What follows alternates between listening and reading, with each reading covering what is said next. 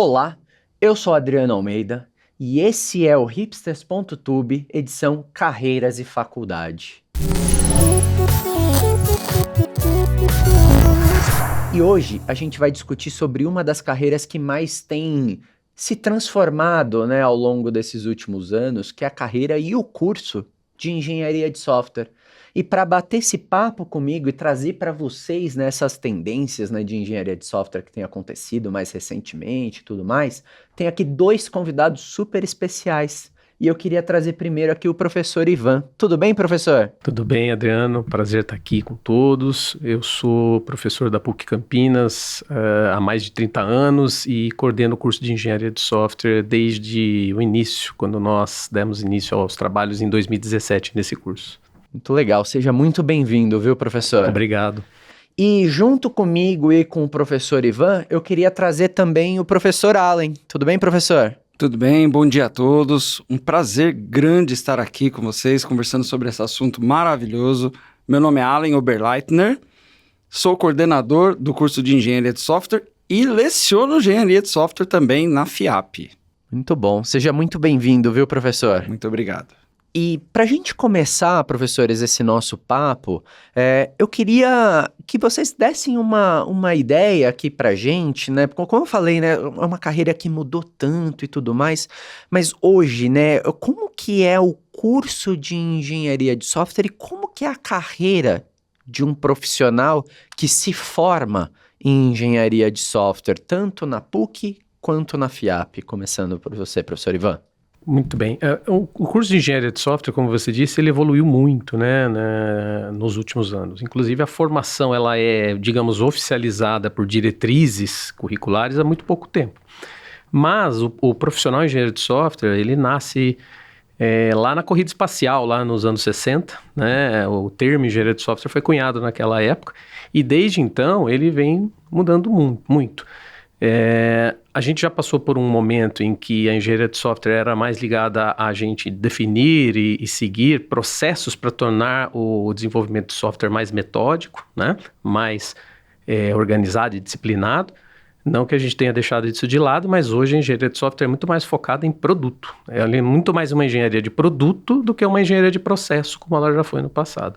Então, na PUC Campinas, a gente tem trabalhado exatamente essa transição da engenharia de software tradicional, para a engenharia de software, não que ela deixou de existir, a tradicional continua existindo, a gente continua fazendo alguns tipos de software com processos muito rigorosos.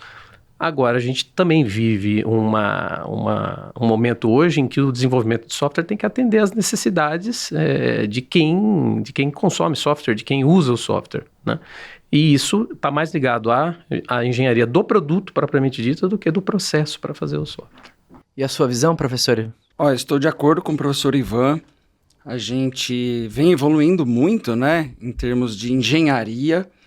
E quando a gente fala de software, software muda nas características, demandas, público, a cada ano. Então a gente vem trazendo evoluções ao longo desses anos. E o foco realmente é produto, sempre pensando na experiência do usuário, na experiência do cliente, como que a gente encanta essas pessoas. Então, um estudante, um aluno de engenharia de software, ele vai trabalhar os recursos que eles têm na mão para atender uma demanda específica de um público que cada vez está ficando mais exigente, cada vez está ficando mais conectado. Então, a gente precisa de profissionais muito bem treinados e capacitados nessa área. E hoje, eu imagino, eu me graduei tem, meu Deus do céu, 15 anos, e o tempo passa, E quando eu fiz a minha graduação, eu acabei me formando em sistemas de informação, mas eu tinha ali uma cadeira, tinha uma disciplina, que era engenharia de software, e a gente aprendia muito ali, eu lembro que eu aprendi naquela época CMM, CMMI, Waterfall, Ruby, Agile, que naquela época estava começando a onda do Agile, era 2008 ainda, aquela época, E hoje, o que um aluno e uma aluna que ingressou agora no curso de engenharia de software, o que que essa pessoa vê logo de cara, né? Então, no primeiro período, no primeiro ano, no primeiro semestre de um curso de engenharia de software, professor Ivan, lá na PUC, por exemplo, quais são as primeiras disciplinas e as primeiras coisas que esse aluno e que essa aluna começa a aprender? Bom, as disciplinas de fundamentos de engenharia de software, elas continuam importantes. Então, uma visão geral sobre o waterfall, outros paradigmas da engenharia de software, e como que a gente chegou no Agile, que é o predominante hoje, é sempre importante. Mas, paralelamente, eles já têm uma disciplina, por exemplo, de visão geral das ferramentas que eles vão usar no curso. Porque os cursos hoje são muito práticos, né? Muito voltados a projetos. Então, qualquer disciplina que tenha um cunho um pouco mais conceitual, no fundo ela está tentando contribuir para que esse projeto ocorra, para que esse projeto aconteça logo no primeiro semestre do curso. Especificamente lá na nossa faculdade, nós temos 6 projetos até o terceiro ano e depois o projeto final, que é o TCC, não é um TCC teórico, é um TCC de projeto, né? E eles estudam, por exemplo, robótica, eles estudam ferramentas como GitHub, uma ferramenta fundamental para fazer versionamento, controle de código, e outros, um pouquinho até de no-code, low-code, né, que é uma tendência que está se estabelecendo, mas a gente não pode fugir, né, das disciplinas básicas da programação, né? A gente tem trabalhado já com uma introdução ao banco de dados logo no primeiro semestre, então o aluno aprende um uso bem elementar de banco de dados para que ele possa usar o banco de dados já no primeiro projeto que ele faz. Então, ainda temos uma característica, digamos, de disciplinas básicas, mas já procurando trazer isso para a realidade do que o alunado gosta hoje em dia, né? Fazer projeto, né? Botar a mão na massa, hands-on, né? Então, essa é a característica. E na FIAP, professor Allen, quando um aluno entra, né, no primeiro ano ali na FIAP, aqui que disciplinas ele tem logo de cara e o que essa pessoa começa a aprender logo no começo do curso? Muito bom, Adriano. Bom, na FIAP é um pouquinho diferente ali da PUC, que a gente, claro, sempre com foco em projeto, nas demandas, nos clientes, nos usuários. Então, a engenharia de software ela está presente logo no primeiro semestre, logo no primeiro ano, para ele aprender um pouquinho sobre projetos, sobre as etapas de processo de construção de software, que isso é importante. Afinal de contas, ele vai construir um produto de software ao longo do ano. E a gente tem uma disciplina também bem bacana de storytelling, onde ele vai começar a aprender valor agregado ao produto, ele vai aprender um pouco mais sobre as personas, né? O perfil de usuário que ele tem que atender às necessidades, às demandas, ele tem que entender as dores dessas pessoas. Afinal de contas, construir um produto para atender as necessidades de alguém, né? E logo no primeiro ano, nosso foco maior é em front-end. Então ele vai trazer ali tudo que ele construir, tudo que ele entender dessa demanda em dashboards, né? Vai trazer ali essa troca, essa interação com os usuários. E a gente tem uma disciplina bem bacana também de Edge Computing, que mexe diretamente com IoT. Então ele já vai começar a construir alguma coisa muito prática para atender alguma demanda específica, né? Esse ano nós estamos trabalhando Smart Cities, então inteligência ali de cidades, e aí eles já vão começar a construir produtos até o final do ano para atender essa demanda. E é muito legal, como eu falei, né, engenharia de software evoluiu muito, né, ao longo dos últimos anos. Ao mesmo tempo, eu queria pegar até um gancho do que o professor Ivan falou, né? Como eu falei, lá na cadeira que eu tive de engenharia de software lá atrás no meu curso, eu acabei vendo waterfall e tudo mais. E aí hoje, você escuta até por aí, né, no mercado, né, nos twitters da vida, da bolha dev e tudo mais. Nossa, ensina-se ainda o waterfall até hoje. E eu acho que é um questionamento tão inválido, porque você tem que entender a história, né? Você tem que entender a evolução da coisa para você entender como que a gente chegou num Agile, para a gente conseguir pegar essa agilidade que a gente tem e conseguir aplicar num projeto de Smart Cities, de IoT, que tem uma complexidade muito grande. Você precisa entender de onde as coisas surgiram, né? E engenharia, né, no meu ponto de vista, engenharia de software, no caso, né, tem muito disso, né? Como que vocês enxergam essa evolução da engenharia de software, né? Que antes eram aqueles métodozinhos super tradicionais e hoje é uma integração de disciplinas tão diversas, né? Também no code, low code, front-end e tudo mais. Como que vocês veem essa evolução da engenharia de software no ponto de vista de vocês, professor Ivan, primeiro? Bom, eu tenho a minha posição que eu já tinha colocado parecida com a sua, de que saber de onde viemos e como chegamos até aqui é fundamental, né?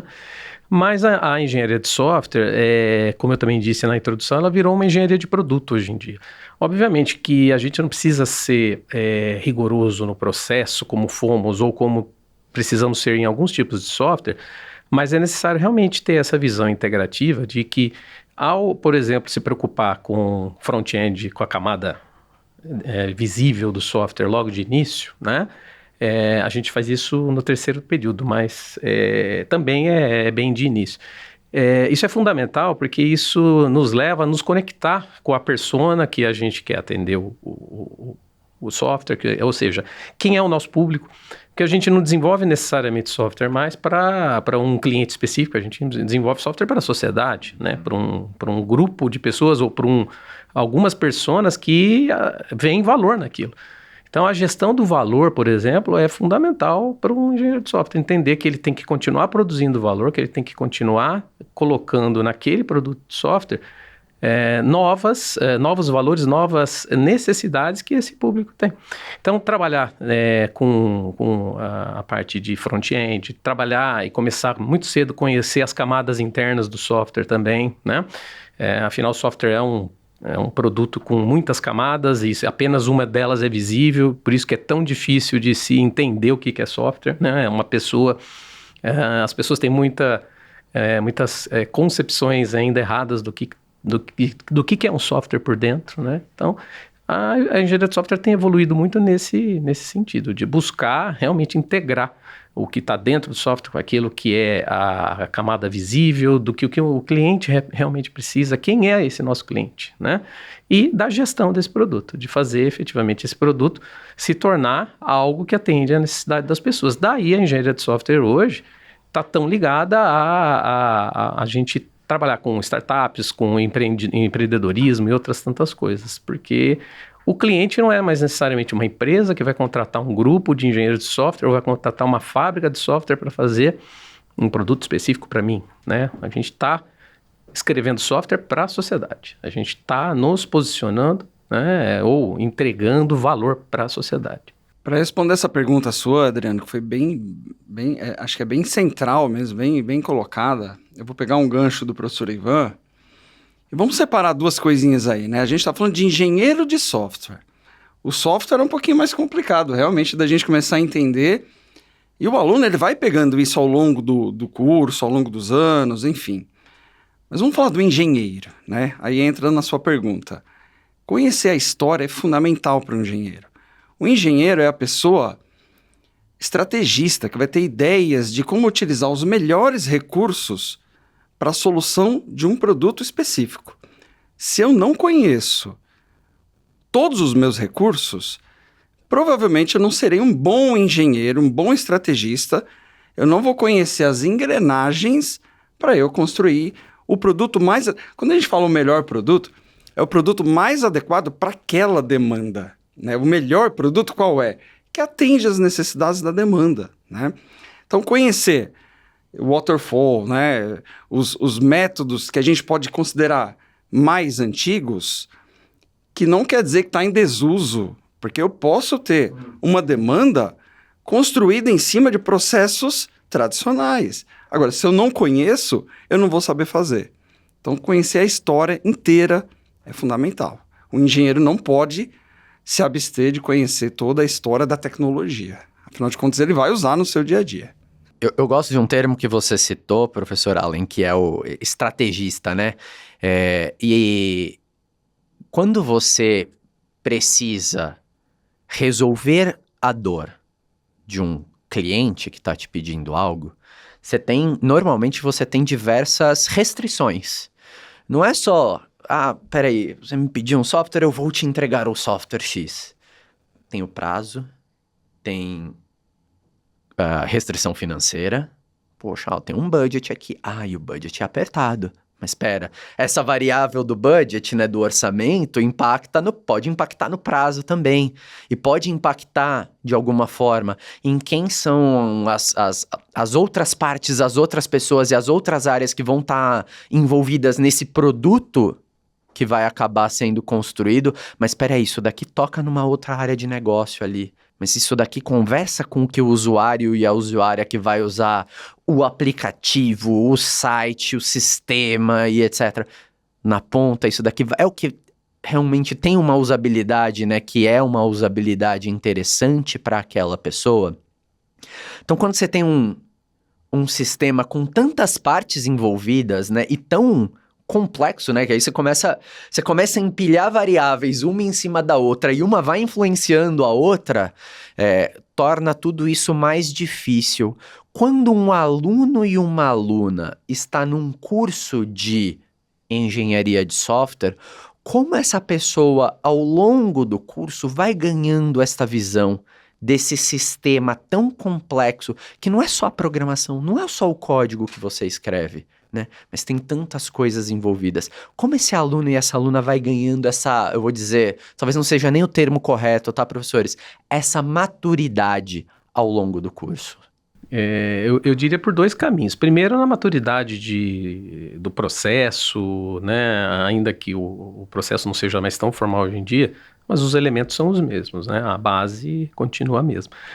Então, esse é um ponto. Trabalhar com restrições de projeto, restrições tecnológicas, restrições do próprio usuário, restrições financeiras, como você disse. Isso, o aluno pega esse traquejo disso, né, conforme vai desenvolvendo projetos, né? A gente se torna um melhor motorista dirigindo, a gente se torna um melhor projetista, um melhor engenheiro de software praticando, né? Então, esse é um primeiro eixo aí que a gente pode colocar. No eixo mais técnico, a gente pode usar diversas abordagens. Como eu disse, o software hoje ele é feito em camadas. Eu sou da opinião que a aprendizagem não é algo que necessariamente tem que seguir uma única linha. Tem aluno que começa bem lá no banco de dados, na última camada do software. Ele abstrai bem lá, ele é um cara que sabe desenhar bem dados, ele percebe os relacionamentos que esse mundo tem, né? Tem alunos que começam melhor na interação, né? Na camada de interação. E tem outros que são bons programadores, né? Ou seja, na cola desse mundo, né? Desses mundos. Agora, tecnologicamente, o que torna um profissional mais completo nisso é a percepção daquilo que a gente chama de arquitetura do software, né? De como conectar essas partes, como fazer. Você falou um mundo de tantas partes, tanta coisa pronta hoje em dia. Engenharia de software no meu tempo, reuso era 5%, né? Hoje em dia, a quantidade de reuso que a gente tem é absurdamente maior que isso. Então, a arquitetura, o profissional arquiteto que consegue enxergar, né, que você precisa reduzir essas complexidades para construir uma arquitetura viável e que essa arquitetura entregue aquilo que o cliente quer, precisa, é fundamental. Então, no eixo técnico, a gente pode começar por qualquer caminho, mas a visão integrada se dá na visão arquitetural do software. E no eixo do método, da metodologia, do projeto, praticando, né? A gente vai se tornando melhor engenheiro de software na medida que vai engenheirando, né? É interessante, Adriano, você falar de restrições, né? Porque todo projeto vai ter restrição. Você falou de tempo e dinheiro, né?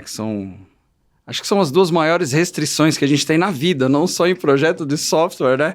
Tempo a gente não recupera e dinheiro é muito limitado, né? Então, todo projeto a gente vai ter restrição. O interessante do engenheiro de software, né, de como a gente começa a aprender a engenharia de software é justamente identificar essas restrições, né? Vou dar um exemplo. A gente estava fazendo um tempo atrás uma challenge, né, um desafio junto com o Banco Safra. Eles trouxeram um problema deles para a gente resolver, para os alunos ajudarem a resolver, mas eles já trouxeram uma restrição. Falou, a nossa infraestrutura a gente não vai mudar. Criem um produto para mim dentro das minhas condições. Então, o aluno não é só criar um produto para resolver o problema. Ele tem que criar um produto dentro daquelas restrições, daquelas condições. E faz parte do problema. Faz parte do problema. Faz parte do resolver o problema. Exato. Isso que o engenheiro vai começar a pensar. Ele vai ter um monte de restrições, recursos, e de novo eu vou recorrer ao termo da estratégia. Qual é a melhor estratégia para essa demanda, para esse cliente? Nos cursos da FIAP, principalmente de engenharia de software, já que a gente está falando do mundo ágil, né, da cultura ágil, o nosso curso também é desenhado em cima da cultura ágil. Nenhuma disciplina está amarrada, engessada a um conteúdo fixo. A gente vai trazendo o conteúdo, as disciplinas, os recursos, de acordo com a demanda. Porque a demanda não é nossa, não é do curso, é do usuário. Então a gente tem que atender, a gente pode, no meio do caminho, promover uma alteração no curso para atender a demanda, porque assim são os projetos na vida real, né? Então, e o ágil me traz muito isso, adaptação à mudança. Então a gente não faz só nos projetos, a gente faz no nosso curso, a gente faz na nossa vida. Então essa é uma grande característica, uma grande capacidade do engenheiro de software moderno, vamos dizer assim. E até aqui, qual é a sua dúvida sobre a Postec? Eu quero que você comenta aqui, deixa a sua dúvida, sua questão, que a gente vai atualizar a descrição e os links, né, que a gente colocou aqui disponível para você, para complementar esse seu guia de estudos e faculdades. E além disso, aproveita para deixar o seu like e também se inscrever no nosso canal para acompanhar todos os próximos vídeos. E muito rica essas visões, né? Porque quando você pensa, então, né, no curso de engenharia de software, é um curso que envolve código, é um curso que envolve finanças, de alguma forma, é um curso que envolve relações interpessoais e projetos e saber vender esse projeto. Então, é um curso ultra multidisciplinar, né, de alguma forma, por assim pensar. Quais são, professor Ivan, dentro da tua experiência na PUC, os principais desafios de um aluno ou de uma aluna que está fazendo, já está no curso de engenharia de software? Qual é aquela matéria, aquela cadeira que costuma ser a mais árida, né, para as pessoas que entram num curso de engenharia de software? Enfim, os principais desafios que essa pessoa vai acabar encontrando no curso. A pergunta é muito importante, até para a gente comparar, por exemplo, com a engenharia de computação tradicional, que é um curso de 5 anos, software também pode ser 5 anos, mas a maioria dos cursos de software no Brasil de engenharia de software são de 4.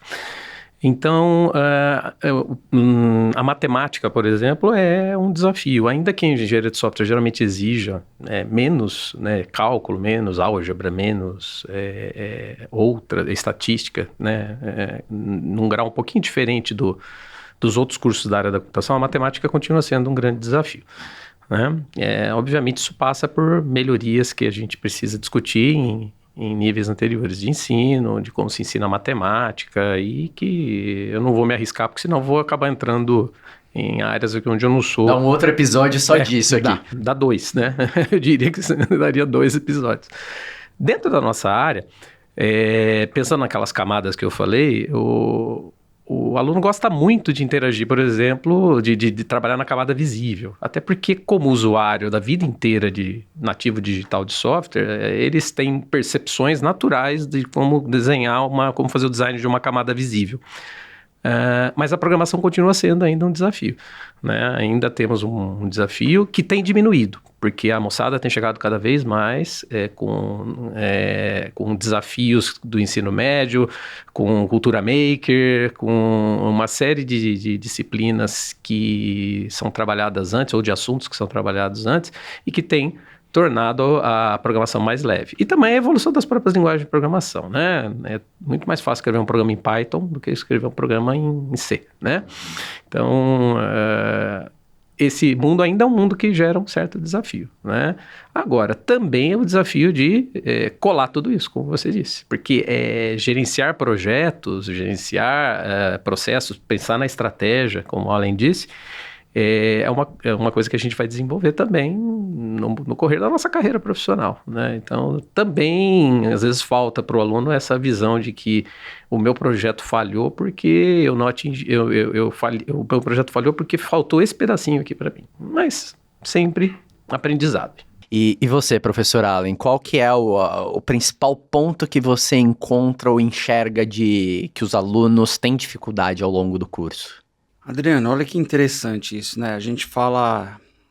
Engenharia de software é um curso técnico, junto com gestão, né? Eu vou recorrer para tentar responder essa pergunta, ao processo mais tradicional da engenharia de software, né? A gente tem etapas dentro desse processo, que vai desde entendimento do negócio, né? Das dores, das necessidades dos nossos usuários, até um planejamento de produto, né? A ideação, design thinking, levantamento de requisitos, análise de requisitos, arquitetura, igual o professor Ivan falou, implementação, aí entra aí os recursos de programação, os recursos mais técnicos, até teste, implantação, entregar para esse cliente, enfim.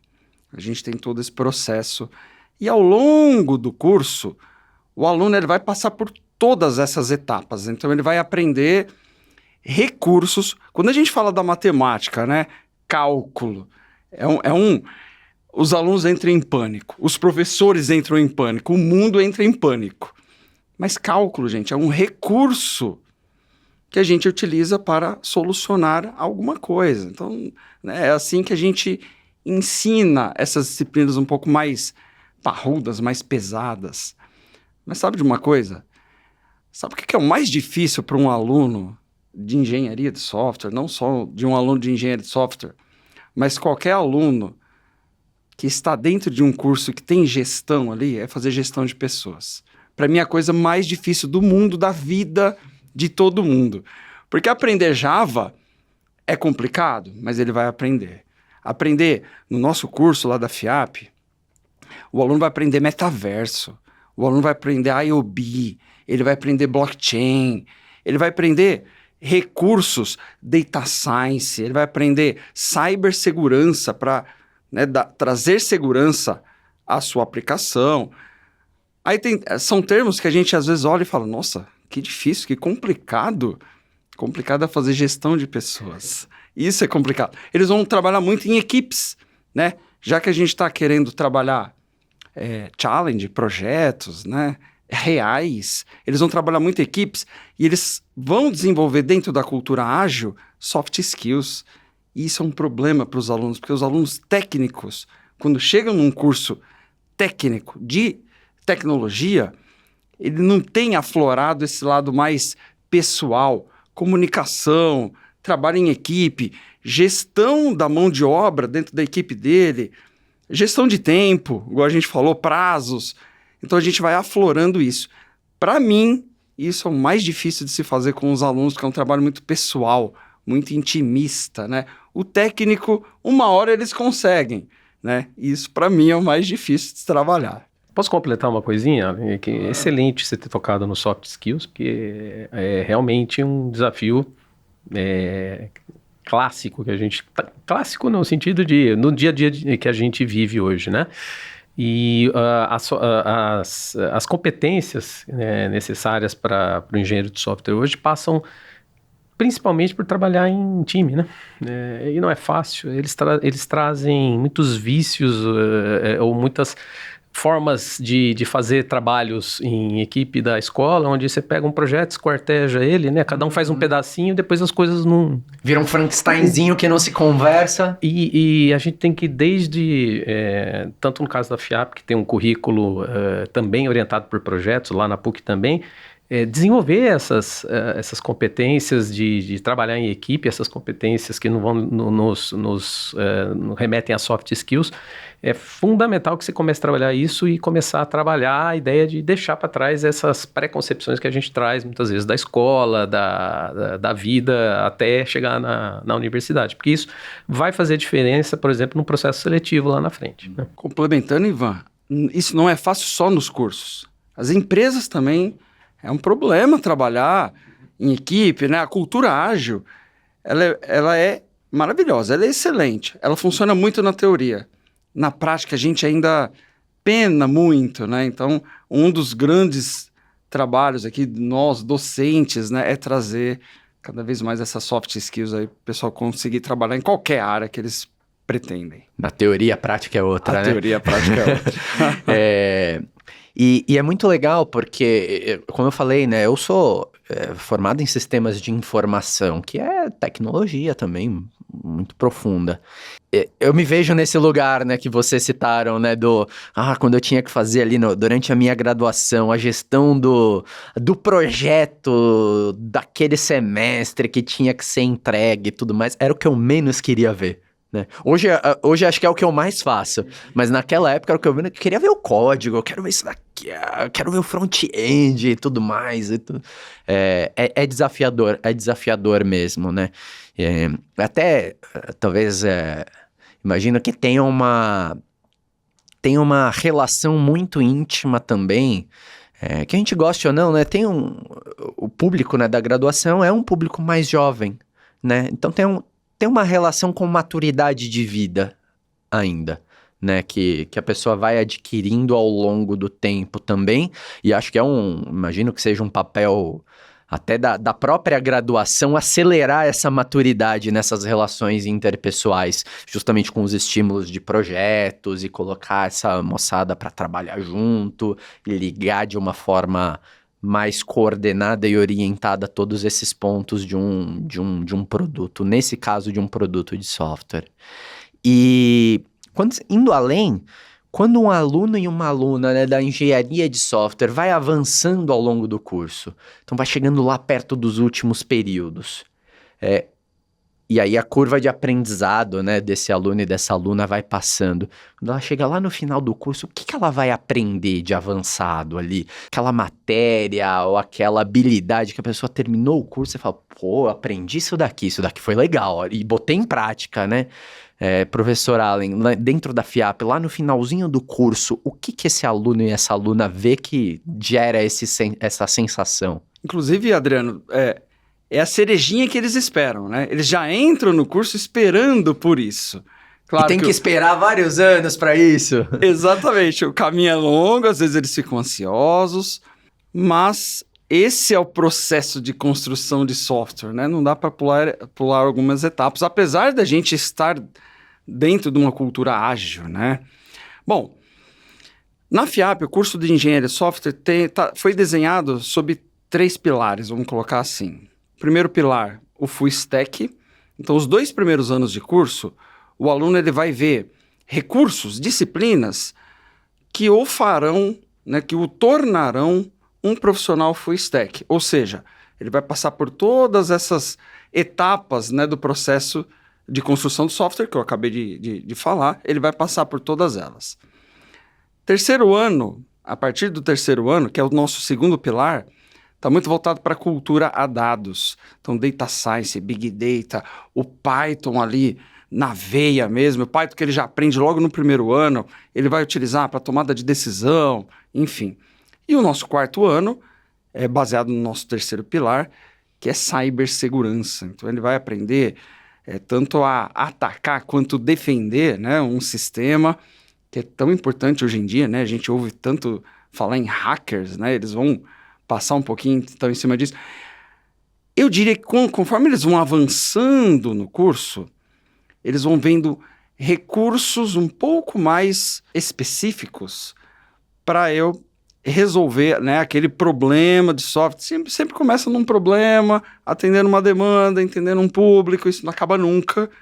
A engenharia de software é fazer isso. E eles vão entendendo ao longo do curso recursos mais complexos, vamos dizer assim, como eu acabei de falar, o IoT, blockchain, metaverso. O aluno vai desenvolver um metaverso no terceiro ano dele e às vezes ele fica esperando por isso. Nossa, o que é isso? O que eu vou resolver? Né? E claro que precisa dessa maturidade para chegar até lá, para ele entender aquilo que a gente está falando da história, né? Entender a trajetória dele, entender a história de tudo aquilo e como ele vai fazer o melhor uso daquele recurso para atender uma necessidade dentro de uma demanda. E na PUC, professor? A ideia é a mesma, né? O terceiro ano, por exemplo, é quando eles começam a mexer com ciência de dados, né? Depois com cibersegurança também, né? E eu diria que qualquer curso de graduação ele tem mais ou menos essa formação na nossa área. Os últimos anos onde a gente vê os pontos que estão em evidência no momento. Eu falei que tenho 30 anos de docência, né? Então dá para fazer uma conta aí. Eu estudei nos anos 80. Lá nos anos 80, o que a gente queria era aprender banco de dados relacional, né? No terceiro ano da faculdade.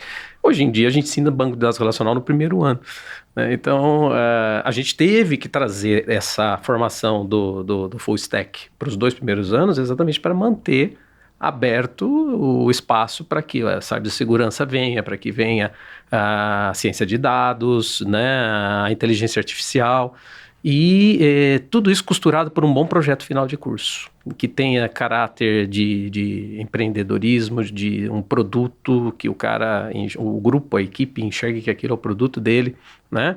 Que ele tenha um cliente real, que ele tenha uma situação real, que ele tenha uma persona real, apesar de personas não serem reais, mas de uma persona que se aproxime daquilo que alguém precisa resolver de problemas com software, e para que ele efetivamente tenha um fim de curso legal, né? Um fim de curso que os coloque, né, como uma posição diferente. Ainda que, né, eles chegam no terceiro ano já fazendo estágio, né? Então, o curso continua sendo um desafio, mas paralelamente a isso, os alunos já estão com as demandas reais. E isso é extremamente legal, porque coisas que acontecem lá no mundo do trabalho são realimentadas para dentro da instituição, né, do ensino superior, do curso, e isso é muito rico, né? Essa troca, né, já facilitada pela ideia de projetos reais, mas também pela própria experiência do aluno, né? Como você falou, a experiência vai se desenvolvendo aí no correr do curso, né? E o senhor tocou num ponto importante, professor, que é a conclusão do curso, aquele projetão final, né? Que eu acho que é a hora que o aluno e a aluna junta todas as pontas e monta aquele super entregável. Queria entender como que isso é trabalhado hoje dentro do teu curso, professor, e como que esse projeto final, né, é concebido, é executado, quanto tempo tem, e que exemplos, né, o senhor tem, né, de projetos que turmas, né, tua, construíram, né, e fala, poxa, isso daqui foi legal, olha, e que dor, né, esse projeto resolveu e como esse projeto resolveu. Sim, o projeto final continua sendo ali no último ano, né, é um projeto de 1 ano, mas o chegar a ele acontece durante todo o ciclo, porque como a gente vai trabalhando com projetos ano a ano, muitas vezes a construção do projeto final, a ideação dele, a validação da ideia acontecem nos anos anteriores. A PUC Campinas tem o nosso ambiente, o nosso ecossistema de inovação, o Mescla. Muitos projetos entram no Mescla por empresas que são residentes no Mescla, ou os alunos levam as ideias para o Mescla e aí ele é abraçado pelo Mescla, ou pode ser iniciativa do próprio aluno. Ainda acontece de haver algum projeto, por exemplo, como eu falei, de iniciativa do aluno, ou de algum projeto da própria instituição, né? Algum projeto de pesquisa e o aluno acaba entrando junto. Nós temos alunos de diversas características, né? Mas esse caminho é um caminho que vai se construindo, né? Depende da jornada que o aluno faz, ele vai desencadear num projeto de conclusão de curso com caráter mais personal, um caráter mais de atender uma demanda de mercado, de ter um cliente específico ou de empreendimento, desculpe, né, de ter um projeto pensando em formar uma startup. Então, existem diversas possibilidades hoje. O que a gente precisa o nosso papel é permitir que todas elas sejam possíveis. Desses projetos, né, quando o senhor fala, que eu acho muito legal, né, de fazer esse link com as empresas, por exemplo, que estão no Mescla e tudo mais, que exemplo de projeto o senhor consegue contar pra gente que foi desenvolvido pelos próprios alunos e alunas? Então, vamos lá, vou dar alguns exemplos. Um dos bons projetos que nós tivemos no ano passado, inclusive a gente tem uma premiação do melhor projeto de final de curso ano passado, ganhou uma plataforma que eles desenvolveram para conectar alunos e professores para aulas particulares, né? É uma ideia que já existe, mas eles fizeram um negócio bem interessante. A ideia surgiu na época da pandemia, que era necessário conectar esses dois públicos. Nós temos TCCs, por exemplo, que nascem de demandas da universidade. Era necessário, lá na clínica de odontologia, diminuir a falta de pessoas que vão lá na clínica de odontologia, marcam uma consulta, depois você tem que voltar 3, 4 dias, mas como a dor passou, ele não vem mais nas outras. Então, para diminuir a ociosidade dos próprios alunos da odontologia. Então, outro exemplo, uma demanda interna da universidade que foi atacada, né, foi desenvolvida por alunos nossos, né? E tantas outras ideias que têm surgido. Por exemplo, uma empresa que é sediada lá no Mescla criou um desafio para criar uma plataforma de treinamento para os próprios funcionários da empresa. Obviamente que a empresa já detectou os talentos, já levou para trabalhar com eles, né? Então, temos diversas possibilidades de bons projetos e coisas reais e que têm um valor enorme. E, professor Allen, como que é esse processo na FIAP? Bom, como o professor Ivan falou, desde o primeiro dia de aula a gente já trabalha projeto, né? Projeto é o que move, é a aplicação de tudo que eles aprendem, né? Tem um cunho real, tem um cunho social. Na FIAP, logo no primeiro dia de aula, naquela imersão ao curso, né, que eles fazem, a gente já traz a empresa parceira para trazer para eles a dor que eles estão passando naquele momento, para os alunos trabalharem alguma entrega. Então, todos os anos do curso vai ter uma empresa parceira cujo problema deles está dentro, obviamente, dos recursos daquele ano para os alunos conseguirem desenvolver o produto. No último ano, a solução é dos alunos. Então, a gente não trabalha...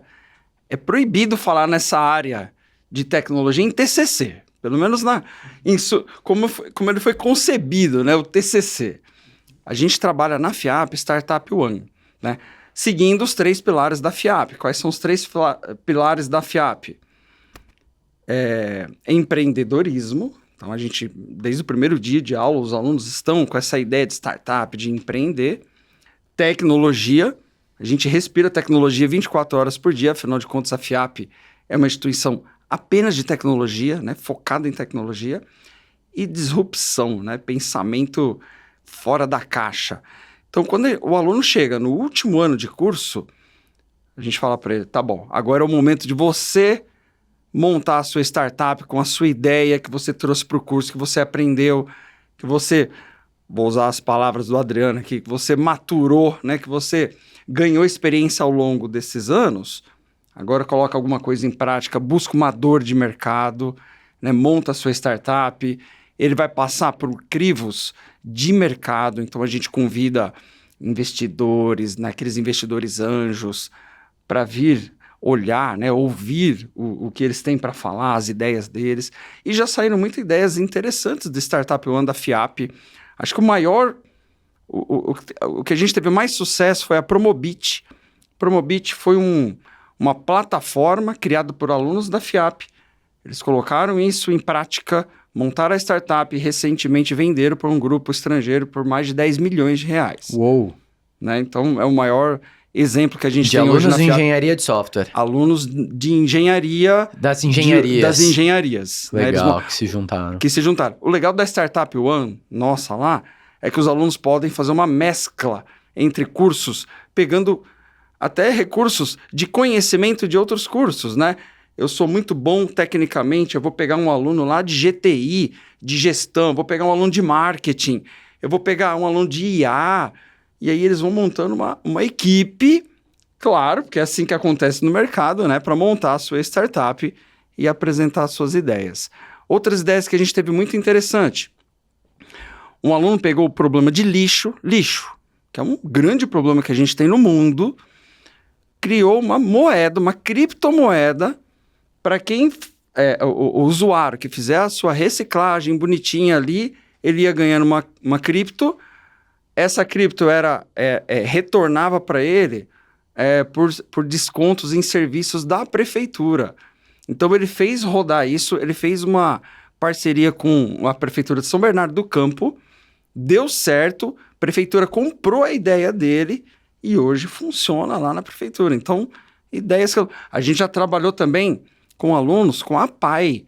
Eles chegaram lá, pai, qual é a dor que vocês têm com os seus alunos? Né? Eles chamam de alunos lá na PAI.